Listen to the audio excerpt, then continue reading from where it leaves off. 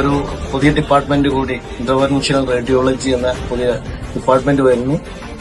വളരെ കുറഞ്ഞ ദിവസത്തെ ആശുപത്രിവാസം കൊണ്ട് തന്നെ പലതരം രോഗങ്ങൾക്കുള്ള സംവിധാനത്തിലൂടെ അത്തരം ടെക്നോളജികൾ നമ്മുടെ സാധാരണക്കാർക്ക് വേണ്ടി നമ്മുടെ മലപ്പുറത്ത് പെരിന്തൽമണ്ണയിൽ കൊണ്ടുവന്നു എന്നുള്ളത് ഏറെ പ്രതീക്ഷ അർപ്പിക്കുന്ന ഒന്നാണ്.